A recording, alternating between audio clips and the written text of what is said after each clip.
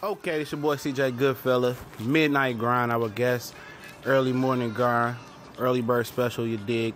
And we back with the boxing clinic, speaking on some real boxing shit as we do and carry on with the day. Schedule been hectic.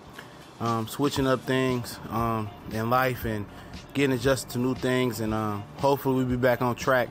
But it's probably gonna be a lot of late night videos coming out, but I'm still keeping rolling through the day, so don't worry. For midday guys and other members on the early morning grind, I got you. You know what we doing here.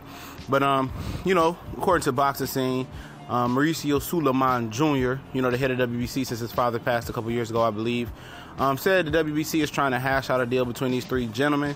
Wilder Stiverene is the #1 mandatory. We already went over that.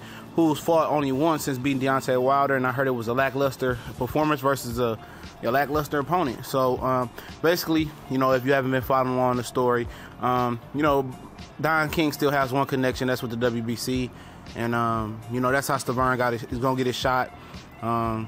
So for him, he's plugged in, but he did miss a drug test, and he did fail a drug test leading up to the Alexander Povetkin fight. They gave him a slap on the wrist. I think they, fined him like 3 G's or 30 G's, something like that. And now he missed a drug test. He should be just, dropped from the list. But Don King still got connections, of course, with the WBC, I would suppose. And now they're trying to hash out a situation where all parties will be happy.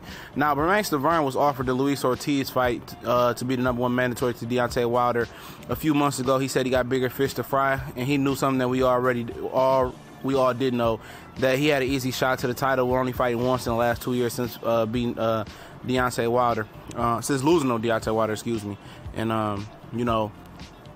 the WBC said, "Oh, you just can't walk into a championship fight without, fighting it. You got to fight to be the mandatory. He passed up Ortiz, he get another shot. We know about the Povetkin fallout as well, but like I told you guys, he does what Don King says, and Don King says make this deal. As long as it puts money in Don King's pocket, in the long haul, it's gonna put more money in Don King's, Bermane Stiverene pockets, and his new manager Jaden's French pockets, for the simple fact that he doesn't have to fight.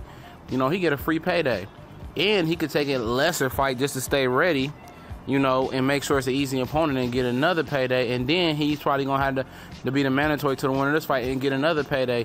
So he could triple up his money real quick if he's smart. But at the end of the day, we want to see Wilder versus Ortiz, and I think that will be the cap off of a great heavyweight calendar year, and that'll be a cap off, of a great boxing year all the way around. If it's November 11th, we know the fall is where boxing is on scorching fire historically, and it looks like we gonna be fucking frying and burning up and dancing on the sun, with this fight being made. And Danny Jacobs coming back October 14th.